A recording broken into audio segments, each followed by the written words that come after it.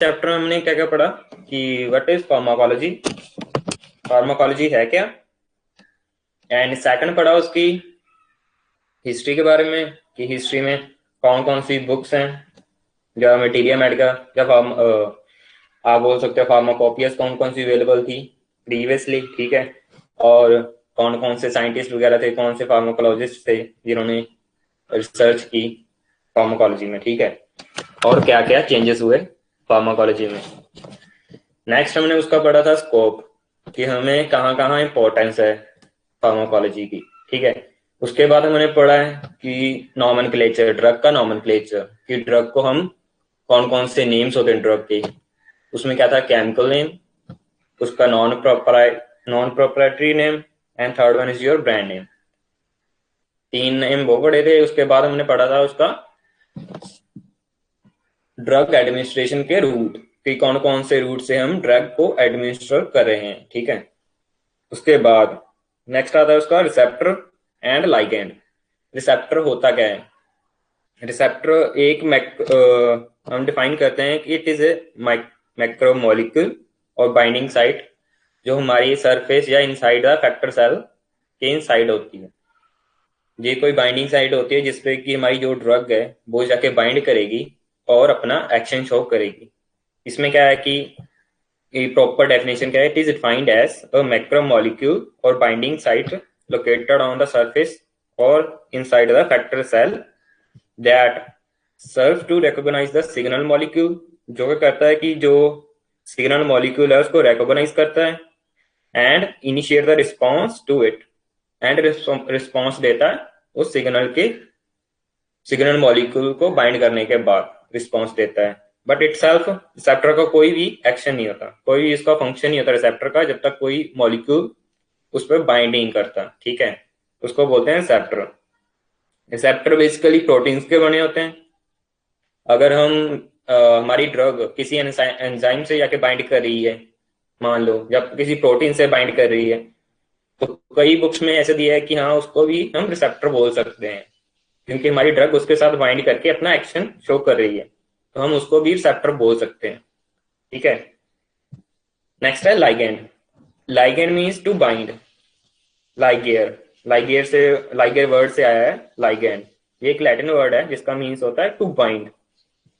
इसका मतलब है कि any molecule which attach selectively to a particular receptor और साइट, जो एक पर्टिकुलर रिसेप्टर या साइट पे जाके बाइंड करता है उस मॉलिक्यूल को हम लाइगैंड बोलते हैं। ये हमारा, हम बेसिकली अपनी ड्रग को भी एक लाइगैंड मॉलिक्यूल बोल सकते हैं जो हमारे इंटरनल बॉडी में जो भी एंजाइम्स प्रेजेंट होते हैं, अगर वो भी बाइंड कर रहे हैं किसी पर्टिकुलर साइट पे जाके, तो हम उसको भी लाइगैंड बोल सकते हैं क्योंकि वो हमारे रिसेप्टर के साथ जाके बाइंड कर रहे हैं, ठीक है। इसमें क्या है कि the term only indicates affinity, जो हमें सिर्फ अफिनिटी या अवेलिटी जो है बाइंड करने की, उसको ये लाइगैंड वर्ड इंडिकेट करता है। ये पर्टिकुलरली किसी ग्रुप के लिए नहीं है, या ड्रग के लिए पर्टिकुलरली हम बोल नहीं सकते कि हाँ एक ड्रग बाइंड करिए, ड्रग ही लाइगैंड है। हम कोई भी मॉलिक्यूल जो एक रिसेप्टर के साथ बाइंड कर रहा है वो लाइगैंड मॉलिक्यूल है। इसमें दो वर्ड्स हैं, एगोनिस्ट एंड एंटागोनिस्ट। इसको मैं बताता हूँ क्या होता है एगोनिस्ट। फर्स्ट, एगोनिस्ट होता है कि जो हमारी बॉडी में जाके फार्माकोलॉजिकल एक्शन देता है हमारी बॉडी पे, वो एगोनिस्ट होता है। एगोनिस्ट में भी इट में भी है पॉइजन, पॉइजन भी हो सकता है। मेरा फार्माकोलॉजी का मीन है फार्माकोलॉजिकल एक्शन, जहाँ तो वो एडवर्स इफेक्ट देगा, जहाँ हमें कोई डिजायर्ड इफेक्ट देगा। लाइक डिजीज को ट्रीट करने के लिए जो एक्शन चाहिए वो डिजायर्ड होता है। अनडिजायर्ड मीन्स कोई साइड इफेक्ट उसका, रैशेस वगैरह, इचिंग, स्वेलिंग, ये अनडिजायर्ड। इन दोनों को हम कलेक्टिवली बोल सकते हैं फार्माकोलॉजिकल एक्शंस, ठीक है। तो agent which activate a receptor to produce an effect similar to that of physiological signal molecule, कि हमारे जो फिजियोलॉजिकल जो हमारी बॉडी में ऑलरेडी प्रेजेंट है, ठीक है, उस उसके सिमिलरली हमें वो मॉलिक्यूल इफेक्ट दे हमारी बॉडी में जाके रिसेप्टर से बाइंड करने के बाद, ठीक है। इसकी एग्जांपल है सालब्यूटामोल। सालब्यूटामोल सभी ने सुना होगा, अस्थमा में हम एक ड्रग देते हैं, पंप, अस्थमा पंप। तो पता होगा सभी को, उसमें साल्ब्यूटामोल होता है। साल्ब्यूटामोल क्या करता है कि जो हमारी एयर वे है उसको अस्थमा में क्या होता है, वो कॉन्ट्रैक्ट कर जाती है, जिससे हमें क्या होता है कि ब्रीथिंग में हमें प्रॉब्लम आती है। तो साल्ब्यूटामोल क्या करता है कि उस कॉन्स्ट्रिक्शन को कम कर देता है, मीन्स जो हमारी एयरवे है उसको वाइडर कर देता है, तो जिससे हम इजिली ब्रीथ कर सकें। साल्ब्यूटामोल का ये एक्शन है। ये क्या है, एक अगर साइंटिफिक लैंग्वेज में बोलें तो एगोनिस्ट है जो बीटा 2 रिसेप्टर पे जाके बाइंड करेगा, और क्या करेगा, हमारी स्मूथ मसल रिलैक्सेशन कॉज करेगा। स्मूथ मसल रिलैक्स हुई तो हमारी ऑटोमेटिकली जो कॉन्स्ट्रिक्शन है वो कम हो जाएगी। ठीक है। ये इसके बाद है टाइप्स एगोनिस्ट के। एगोनिस्ट दो तरह का होता है। First is your partial agonist, second one is your negative agonist. Partial agonist होता है जो हमें मैक्सिमम इफेक्ट ना दे, मींस जो एगोनिस्ट है उसके हिसाब से। जो होल एगोनिस्ट होता है वो मैक्सिमम इफेक्ट देगा, जो पार्शियल है वो हाफ अपना एक्शन शो करेगा हमारी बॉडी पे। उसकी फुल एफिनिटी होगी बट उसकी इंट्रिंसिक एक्टिविटी मींस उसकी फार्माकोलॉजिकल एक्शन कम होगा हमारे एगोनिस्ट से। उसको बोलते हैं हम partial agonist. Next one is your negative. Negative क्या है, वो एगोनिस्ट का उल्टा एक्शन शो करेगा। नेगेटिव एगोनिस्ट जो एगोनिस्ट का है उसका उल्टा एक्शन करेगा। अगर हमारा एगोनिस्ट किसी डिजीज को ट्रीट कर रहा है तो नेगेटिव एगोनिस्ट क्या करेगा, उसके ऑपोजिट करेगा, वो डिजीज को कॉज करेगा। इसको बोलते हैं agent which activate receptor to produce an effect in the opposite direction to that of the agonist. Agonist के ऑपोजिट डायरेक्शन में इफेक्ट बॉडी पे देगा वो, उसको बोलते हैं negative agonist. Next one is your antagonist. Antagonist होते हैं जो क्या करते हैं कि एगोनिस्ट के एक्शन को अपोज करते हैं या उसको रिवर्स कर देते हैं एगोनिस्ट के एक्शन को। इसकी एक एग्जांपल देता हूँ, लाइक पॉइजन। पॉइजन हम एक एगोनिस्ट बोल सकते हैं, क्या एगोनिस्ट है वो जाके हमारी बॉडी पे एक फार्माकोलॉजिकल एक्शन देगा। एंटागोनिस्ट हम पॉइजन का एंटीडोट ले रहे हैं, वो क्या करेगा, उस पॉइजन के एक्शन को रिवर्स कर देगा, उसको हम बोलेंगे एंटागोनिस्ट। ठीक है।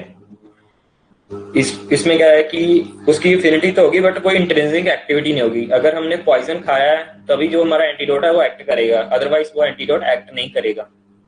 इसमें यही पॉइंट है कि हैव ओनली एफिनिटी। एफिनिटी तो होगी बट उसकी कोई इंट्रिंसिक एक्टिविटी नहीं होगी। ठीक है। थर्ड है, जो ये ड्रग्स हैं ये रिसेप्टर से जाके बाइंड करेंगी और ब्लॉक करेंगी कोई भी एंडोजीनियस एगोनिस्ट के एक्शन को। कोई भी एगोनिस्ट एक्शन है जो ड्रग है। इसकी एक और एग्जांपल है, लाइक आपको कोई इचिंग वगैरह हो रही है तो ड्रग खाने के बाद आपके स्वेलिंग होगी कहीं पे, तो वो क्या होगा, ड्रग का एक फार्माकोलॉजिकल एक्शन होगा। हम उसके अगेंस्ट सिट्रिजन वगैरह खा रहे हैं, सिट्रिजन क्या करेगी, हमारी बॉडी में जो उसने एडवर्स इफेक्ट कॉज किया है उसको रिवर्स कर देगी। जो हमारी जहाँ सिट्रिजन है वो जहाँ पे हमारा एंटागोनिस्ट का काम कर रही है। ठीक है। वो उसके एक्शन को रिवर्स कर देगी। इसके एग्जांपल है रेंटेडिन। रेंटेडिन तो आपको तो पता होगा, रेंटेडिन हम अल्सर में यूज करते हैं रेंटेडिन। इसमें क्या है, antagonist at histamine H2 receptor. Histamine H2 receptor हमारी बॉडी में प्रेजेंट है स्टमक में। ये क्या करेगा, जब रेंटेडिन H2 रिसेप्टर से जाके बाइंड करेगा, ये क्या करेगा, जो एसिड सिक्रीशन है हमारी स्टमक में है उसको रिड्यूस कर देगा। ठीक है। ये है एंटागोनिस्ट। टाइप्स दे दो तरह का होता है। First is your competitive, next one is your non competitive. Competitive means वो क्या करेगा, एक जे मान लो एक ड्रग मॉलिक्यूल है, जे हमारा कोई उसका एंटागोनिस्ट है। ये क्या करेगा, इसकी जो शेप है वो सेम होगी हमारे एगोनिस्ट की शेप के बराबर। ठीक है, सिमिलरली होगी। कॉम्पिटिटिव एंटागोनिस्ट क्या करेगा, उसकी एक्टिव साइट पे जाके बाइंड कर जाएगा और क्या करेगा कि जो ड्रग है उसको बाइंड नहीं करने देगा एक्टिव साइट से। ठीक है। तो हमारी जो ड्रग है वो अपना एक्शन शो नहीं कर पाएगी, उसको बोलते हैं कॉम्पिटिटिव एंटागोनिस्ट। कंपीट करके एक्टिव साइट के लिए कंपीट करता है और वो ड्रग को बाइंड नहीं होने देता एक्टिव साइट पे जाके। दूसरा है नॉन कॉम्पिटेटिव। नॉन कॉम्पिटेटिव को आप बोल सकते हो कि ये हमारी एक्टिव साइट है, दिस वन, एंड ये हमारी है एलोस्टेरिक साइट। एलोस्टेरिक साइट होती है जो एक्टिव साइट से एक्स्ट्रा जो साइट अवेलेबल होती है रिसेप्टर पे, उसको बोलते हैं एलोस्टेरिक साइट्स। एलोस्टेरिक साइट्स पे क्या करेगा, जो नॉन कॉम्पिटेटिव एंटागोनिस्ट है वो एलोस्टेरिक साइट पे जाके बाइंड करेगा, और जो हमारी एक्टिव साइट है उसकी शेप को चेंज कर देगा। अगर शेप चेंज होगी हमारी एक्टिव साइट की तो हमारा ड्रग मॉलिक्यूल वहां पे बाइंड नहीं कर पाएगा, तो उसका एक्शन नहीं होगा। ठीक है, ये सिंपल थ्योरी है कि कॉम्पिटेटिव क्या करता है और नॉन कॉम्पिटेटिव क्या करता है। ठीक है, next is your spare receptor. Spare receptor, spare से आप क्या समझते हो, एक्स्ट्रा। ठीक है, स्पेयर रिसेप्टर्स हम इसको बोलते हैं रिजर्व्ड और अनयूज्ड। हमारी बॉडी में अनयूज्ड रिसेप्टर्स, हमारा कोई ऑर्गन है लाइक हार्ट, हार्ट पे बीटा 2 रिसेप्टर्स प्रेजेंट होते हैं। ऐसा तो नहीं है कि हमारी जो हार्ट पे एक ही रिसेप्टर प्रेजेंट होगा, तो हमारे हार्ट की वॉल पे बहुत सारे रिसेप्टर्स प्रेजेंट होते हैं। जब हमारी हम कोई ड्रग खाते हैं तो वो क्या करेगी, हमारे उन सभी रिसेप्टर पे जाके बाइंड करेगी। ठीक है, और अपना एक्शन शो करेगी। बट समटाइम ऐसा होता नहीं है।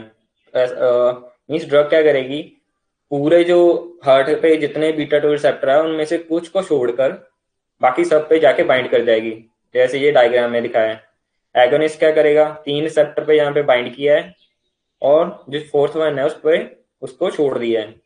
उस रिसेप्टर को हम बोलेंगे स्पेयर रिसेप्टर। कि हमारी ड्रग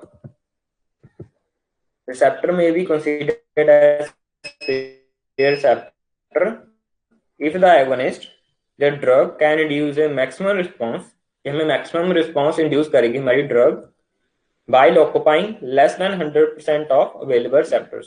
जितने अवेलेबल रिसेप्टर्स हैं उस 100% को ऑक्यूपाई नहीं कर रही वो ड्रग, फिर भी हमें मैक्सिमम रिस्पॉन्स दे रही है, तो हम उस रिसेप्टर को बोलेंगे स्पेयर रिसेप्टर्स, जो बाकी रिसेप्टर बच गए हैं।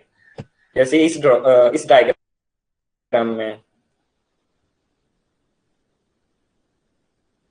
इन तीनों पे बाइंड की है हमारी ड्रग, तो हमें फिर भी वो मैक्सिमम रिस्पॉन्स दे रही है हमारी बॉडी में, तो ये फोर्थ वन है उसको हम कंसीडर करेंगे एज ए स्पेयर।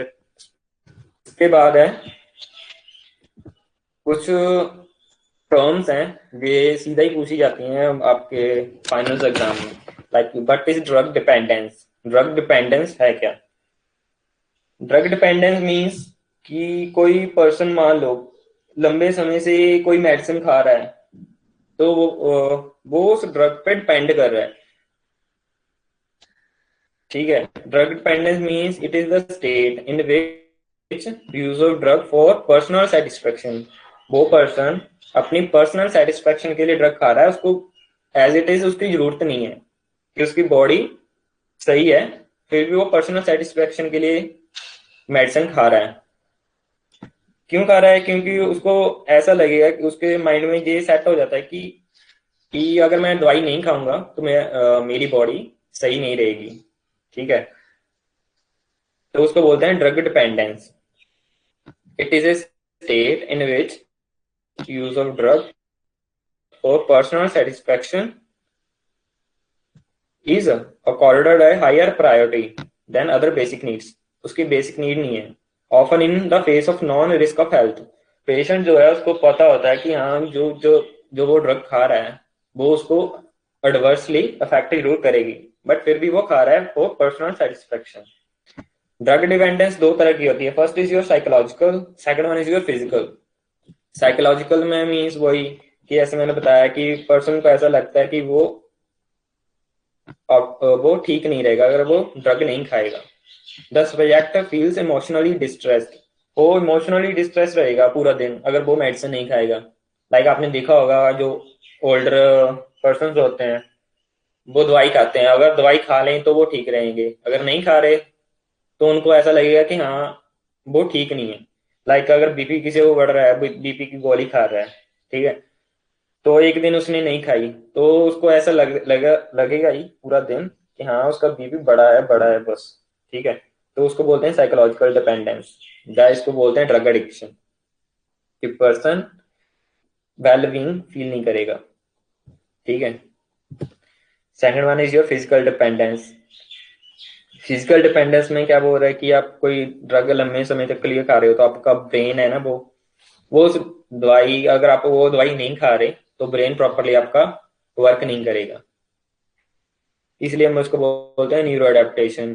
जो हमारे न्यूरॉन्स है वो ड्रग पे डिपेंड कर रहे हैं कि अगर दवाई खा रहे हो तो वो न्यूरॉन पर अपना वर्क करेंगे बॉडी में, अगर नहीं तो वो वर्क नहीं करेंगे अच्छे से।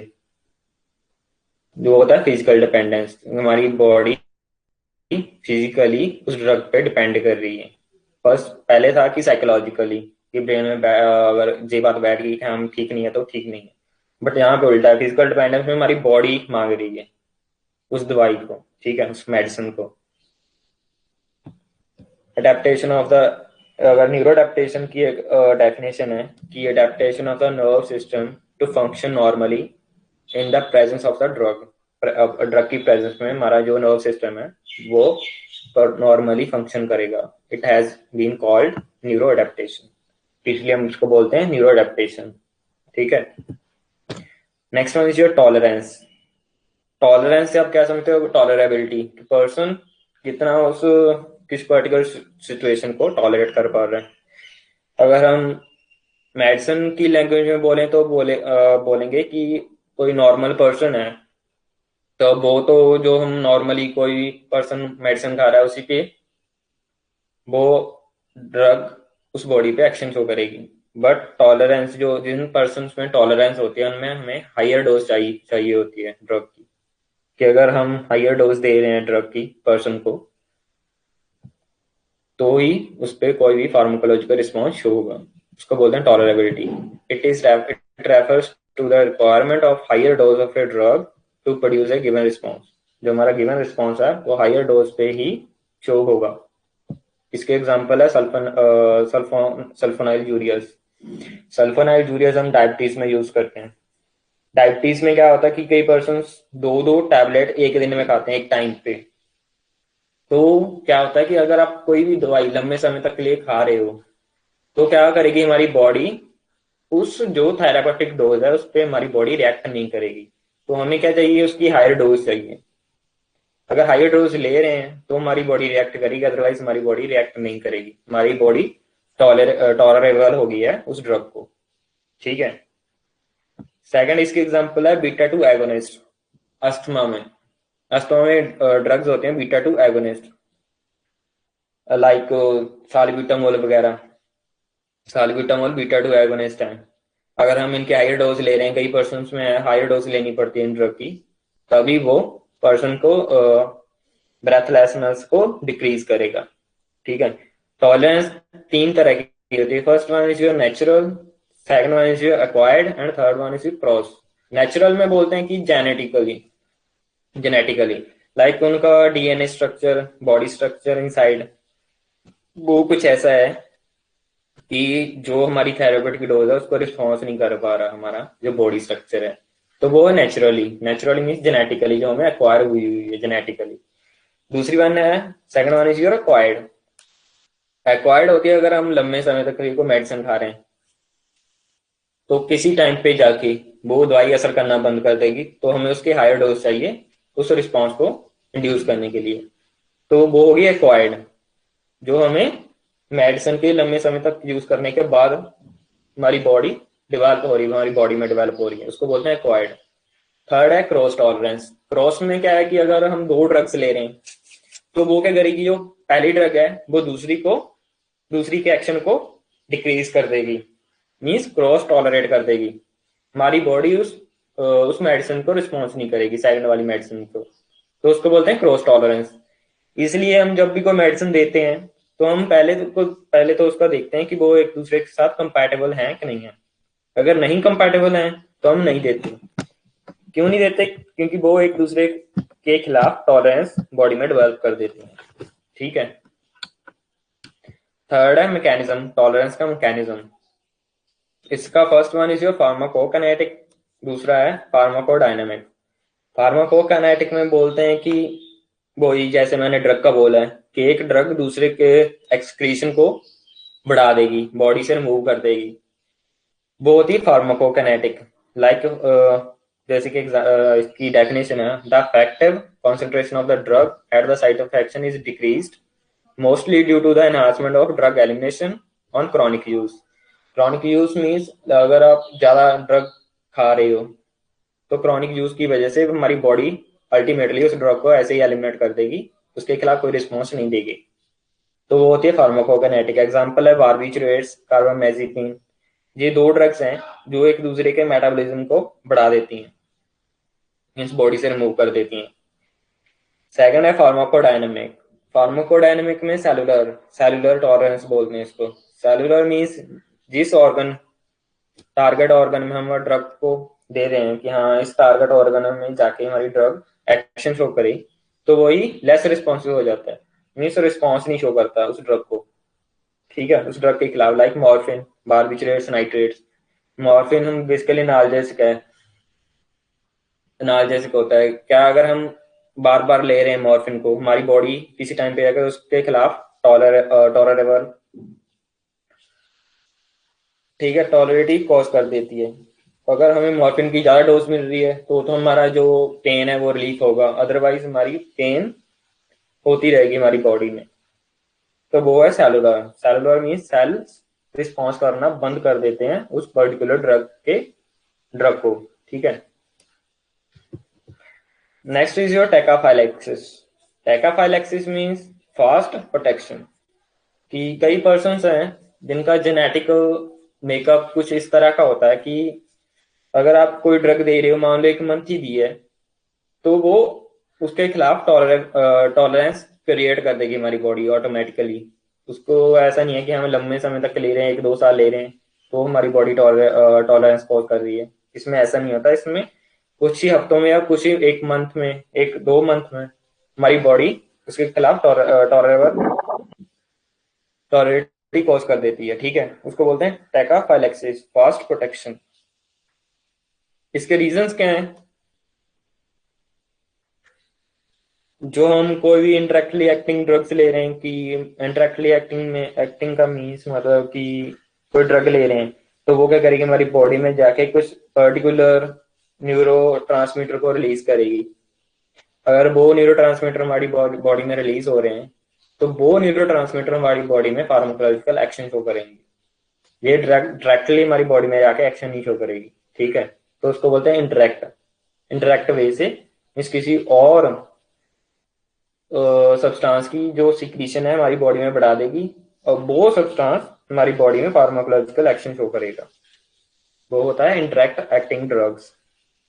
इंटरेक्टली एक्टिंग ड्रग्स में हम यूजली टेकाफाइलैक्सिस देखते हैं, लाइक एफेड्रिन, पैरामाइन, निकोटिन। ये ड्रग्स क्या करती हैं, कैटेकोलामाइंस, जैसे मैंने बोला न्यूरोट्रांसमीटर जो हमारी बॉडी में उसको रिलीज करती है, वो न्यूरोट्रांसमीटर क्या करते हैं, वो एक्शन शो करते हैं। तो ये ड्रग क्या करेगी, उनके रिलीज को तो बढ़ा देगी बट हमारी बॉडी उस हिसाब से उसको सिंथेसाइज नहीं कर पा रही, और हमारी जो स्टोर्स हैं उस न्यूरोट्रांसमीटर के स्टोर्स हैं वो डिप्लीट हो रहे हैं, बस खत्म हो रहे हैं। ठीक है, तो हमारी बॉडी एक टाइम पे जाके उसको रिस्पॉन्स नहीं करेगी उस ड्रग को। Next is your idiosyncrasy. Idiosyncrasy से आप बोलते हो जेनेटिक एबनॉर्मल एक्टिविटी को टू ए केमिकल। लाइक आपने देखा होगा कई पर्सन को किसी ड्रग का कलर, जो उसका कलर होता है वो रिएक्ट कर जाता है। वो क्यों होता है कि क्योंकि उसकी जेनेटिक जो उनका जेनेटिक मेकअप है वो डिफरेंट है एक नॉर्मल पर्सन से। ठीक है, उसकी वजह से वो क्या करेगी, इम्यूनोलॉजिकल रिएक्शन शो करेगी, hyper sensitivity reactions like rashes वगैरह। ठीक है, तो उसको बोलते हैं idiosyncrasy. Idiosyncrasy means genetic abnormal reactivity to a chemical, genetic. The drug interact with some unique features of the individual, किसी यूनिक फीचर के साथ वो इंटरेक्ट करेगी, and not found in majority of subject, means वो सभी लोगों में present नहीं होता, वो किसी पर्टिकुलर लोगों में ही प्रेजेंट होता है। And produces the uncharacteristic reactions. Uncharacteristic से आप बोलते हो कि अनडिजायरेबल, लाइक साइड इफेक्ट्स वगैरह।